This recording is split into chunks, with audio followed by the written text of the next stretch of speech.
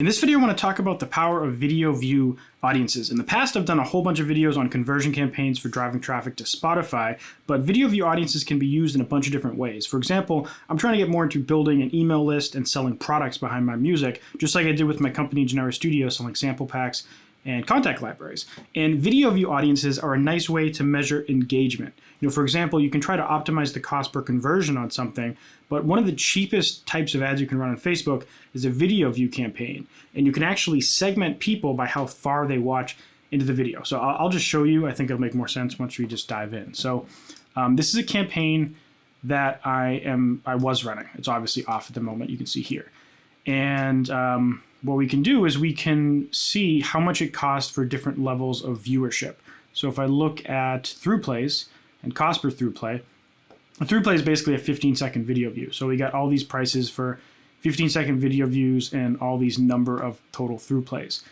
We can also see how many views happen to 25%, 50%, and then we calculate the cost per 50% view. Video plays at 75%, cost per 75%. Video plays at 95%, cost per 95%. And then if I switch my columns here to this video funnel, one thing I even have is the percentage of people who watch 95% compared to the number of through plays. So I'll show you why this is important. There's 4 ad sets in this campaign, 2 of which are retargeting.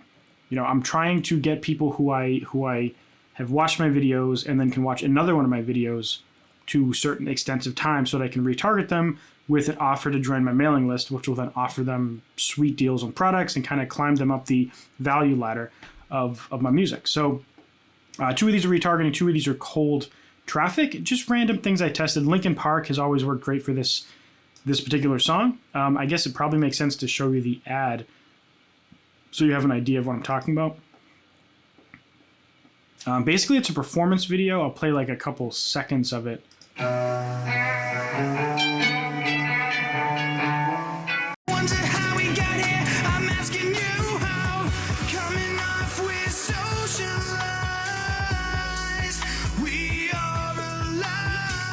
So it's just like a performance video. I've been trying to get more of my songs that I can actually perform because the video content behind that is a lot more compelling than just like a piece of artwork or whatever, and it's a little hard to perform because it's not like a traditional band setting, but anyways, that's the content that we're working with for this. So, based on previous campaigns, I knew that Linkin Park was a solid target. That's why I ran that. I also tried targeting just people who are interested in CDs and I think like cassettes or something or vinyl, just to see what would happen.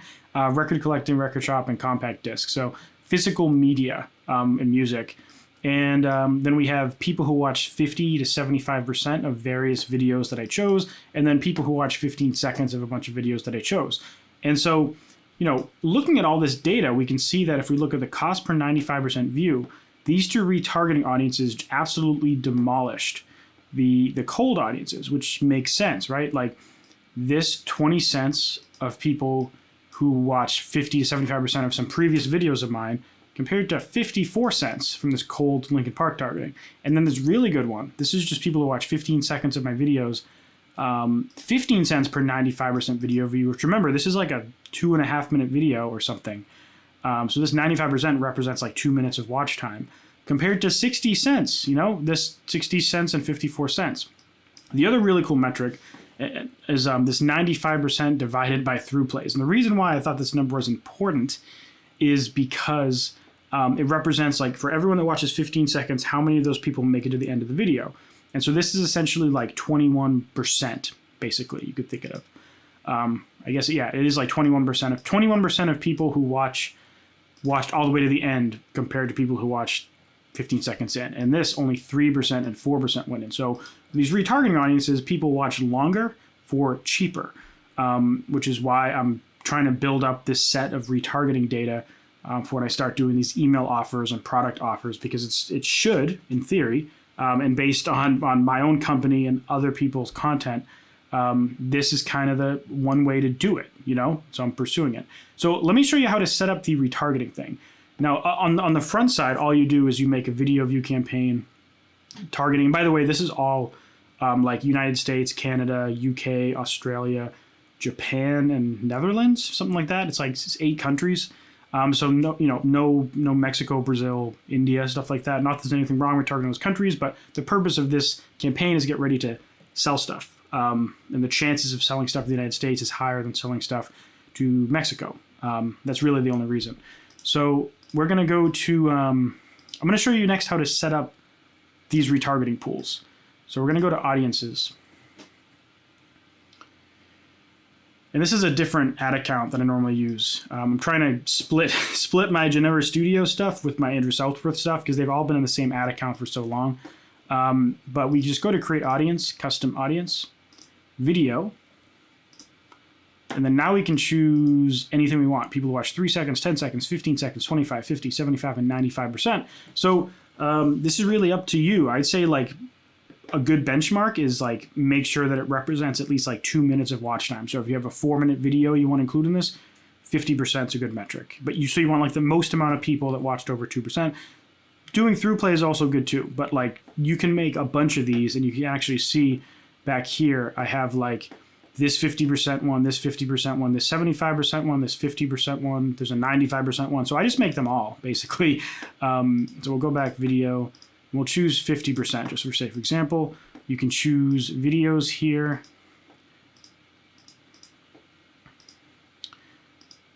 I can choose my account, my Facebook page. You can also choose your Instagram, but you'll actually see both Instagram and Facebook here. And I can just start scrolling through and looking for videos that are over 2 minutes long. And I don't have a ton of those actually, but I do have some. And you just basically go through and you just add all the videos that are a good length. If you're running ads on something, you can actually choose campaign and just search for like fire, choose the campaign, and now I have that video. So there is an easy way to like search if you're looking for a specific video that you already ran a video view campaign on. And at this point, you just click confirm, give it a snazzy name, 50% video views, 2021, or like, fire video, whatever it is. And then depending on what you're doing, you might be fine targeting people from the past year, or maybe you want to do it more recent and just target people who watched in the last 30 days if you have enough traffic. Keep in mind when you're making this, you're going to want an audience with thousands of people, depending on what you're doing. Like if you're just trying to like retarget people and show them some content, you can do that with like 1,000 people, around that range. If you're trying to get them to like click a link, you want a few thousand. If you want to do a conversion campaign, you want like tens of thousands at least. Just the way that Facebook optimizes stuff, and with pixel tracking not being perfect, especially with iOS 14, just don't do this if you have like 10 people in your audience, because your campaign's not gonna go well. So at this point, we can go back to Ad Manager, and I'll show you how you can actually set up this retargeting type of campaign. So we can click this Create button. In this case, maybe we're doing a video views campaign. Maybe we're doing an engagement campaign. The point is, we had previous video views, and we want to get these new people to do something. And maybe if it's the past video was the first time they saw you, maybe this one you're just trying to get them to watch another new video of yours. So we're going to click Create, and we're going to go to the campaign name, and I'll just call this video view example, just because. In these types of campaigns, like you could use campaign budget optimization, but if you're my rule of thumb when using campaign budget optimization is I only use it when my goal aligns with Facebook's. And in this case, my goal does not, because if my goal is to get like 95% video viewers, they're only going to optimize a video campaign for 15 seconds. You can't choose 95% of your video. So in this case, it makes no sense to use campaign budget optimization. So now let's go over to the ad set after a message from this video sponsor. Skillshare is an online learning community with thousands of inspiring classes for creators. Explore new skills, deepen existing passions, and get lost in creativity. It's curated specifically for learning, meaning there are no ads and there are always launching new premium classes. So you can stay focused and follow wherever your creativity takes you. So since we're talking about video view campaigns in this video, a lot of people ask me like how I make my videos. I use a software called Premiere Pro, and it's a little complicated if you've never done video editing before, but Skillshare is like 530 courses on Premiere Pro, and there's cool and advanced video editing with Adobe Premiere Pro 2020 by this really awesome YouTube creator I think he has several courses on here as well. But if you're looking to level up your video game so you can make better content for your ads, Skillshare has you covered with courses. Also, the first 1,000 of my subscribers to click the link in the description will get a 1-month free trial of Skillshare so you can start exploring your creativity today. back to the video. All right, so now we're in the ad set here, and you could do daily or lifetime budget. Is really up to you. Usually I do daily, unless it's something I just want to set and forget. But for an active campaign, I do daily. And so remember, this is just for the ad set. When you do campaign budget optimization, you define your budget at the campaign level. So if you want to run like 4 different things, you want to like divide your total amount you want to spend by the number of ad sets you want to test. So you might do like $2 or something a day, or 4, but it's really up to you. You could schedule an end date if you want to make sure you don't forget it. I always turn off this potential travelers. Now with conversion campaigns, I feel pretty confident targeting like Mexico, Brazil, and a bunch of other countries.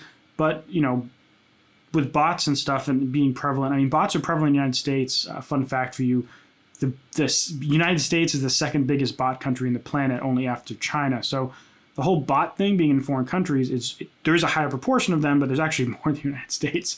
But with video view campaigns, I feel like they're extra sensitive to bots, because bots can watch videos on Facebook, but they typically can't trigger conversions, just based on my understanding of how APIs work and how bots are programmed. It would be very challenging. It would be very crazy to assume that bots would be triggering conversion, but video views, it's a piece of cake. So you want to stick with safer countries. And also, if you're trying to do this to warm up people to buy something from you, you also want to choose like richer countries. So you could go through and add these in here. Going forward, I'm actually planning on shifting to a just US thing for this type of campaign, because I don't want to deal with shipping internationally. It's expensive and it's kind of a hot mess. So I'm trying to do as much US as possible because I'm in the US. But this is really up to you. If you're from Australia, you might want to do the same thing from Australia, especially since Australia is so expensive to ship anything in or out of. Ages, it's up to you and your target demographic. My rule of thumb is to never choose 65 plus. It just never goes well. You'll end up with this crazy older skewed audience that doesn't translate to anything good. So I never include 60. I would much rather, do something like 18 to 50. Now, interest targeting. We actually don't need to do this with the retargeting, and I actually scrolled right over this custom audience thing. This is where you actually do the retargeting. So I can click up here, and if I click custom audience, we can find the audience we just made. And in this case, I don't actually, I didn't make that one because I already have it. So I could choose 50% or any of these. I'll just do this one because. And you get to see a little preview of how many people are in each audience. So like 3,800 people have watched 55% of this video in the past 30 days. It's really up to you. You could add a couple of these in there, or you could do one by one in different ad sets. If you do them separately, you can see the data for them separately. Merging them, you won't see the combined. You won't be able to segregate the data. So now, for placements, this really is dependent on your video. I'll show you what I use. I never use apps and sites. I never use an article in search. For this, depending on what piece of content you're running, stories might not be long enough. You only have 15 seconds, so you're probably going to turn that off. In-stream, I'm not going to do IGTV because it's limited to 15 seconds. In-stream is fine. I don't want Marketplace because it's kind of weird. And then we're left with these placements, which I believe is what I've used for many of these campaigns in the past. But if your video is really long, well, I think it depends. So if your video is really long, you might not be able to use some of these placements. Instagram just upped their video view length from 2 minutes to like 20. So yeah, you could use it, but you're not going to want to, because I'm going to show you how to do this in a more realistic way. Let's use this. Instead of making a new ad, you can use an existing post. So this is cool because it stacks up that social proof, and the post is on your profile. Now the thing is, if I want to do a post on my Instagram, it's going to be a little wacky. So if I go down to posts, published posts, and then we look for this vocal performance video, it's like 2 minutes, 2.5 minutes, or 3 minutes long. So I could go to edit placement, Instagram feed, change. And you see here, we're starting to get into a weird situation where this video is from Facebook, but we're trying to run it on Instagram too. So it's not going to stack the social proof there. So if you want to use an existing post, you're going to want to go back here and only make an ad set that just has, let's say, we're doing this on Facebook, for example, will turn off the Instagram ones. You can make a separate ad set with just Instagram. So I'm turning off Instagram. I just have Facebook left. Go back into the ad, and yeah, now we're essentially boosting this post, but we're doing this in an intelligent manner, right? We're not just letting Facebook decide where to spend our money. We're choosing exactly what we want to do. And at this point we have this post and it's ready to go. So I could call this Facebook post, and I could go back here and call this like video view retarget 50% or something like that, and then call this Facebook. If I wanted to, I could quickly duplicate. And I could call this IG. At this point, we scroll all the way down, and we basically just turn off Facebook, turn on our Instagram placement, and now we can jump over to the ad. And we just change the post, go to Instagram. What? Oh, wait a minute. Forgot to choose an Instagram account. Change post. Instagram. Then I essentially have a 1-minute version of this video on there, and now I'm essentially boosting it on Instagram, but again in an intelligent way. Okay, cool, that Erwin way. And you could keep separating this out. You could quickly duplicate this again, and maybe you're using the same video, so this is Facebook, but maybe now instead of using this retargeting audience, we're going to use my ThroughPlay audience, which apparently has 270,000 people in it, which is nuts. And then now we could publish all of these. Why is this getting this warning should go away after a few minutes, but we could publish this whole campaign, and we're going to be able to see the data for how each of these audiences perform with all those same metrics that I showed you before. So like if I go back here and look at this socialize campaign, we'll be able to see all these cool metrics that we saw, and we could make some educated decisions based upon that data. And this is at least the start into it. It can get a lot more complicated than this, but this is kind of probably a good entry into how to like do video view audiences and retargeting people and stuff like that. Anyways, if you found this video helpful, make sure to subscribe to the channel, leave a like if you enjoyed it, and if you want to check out how to market music on Spotify using Facebook ads, you can check out this video right here. But yeah, thank you very much for watching, and I'll see you in the next one. Bye.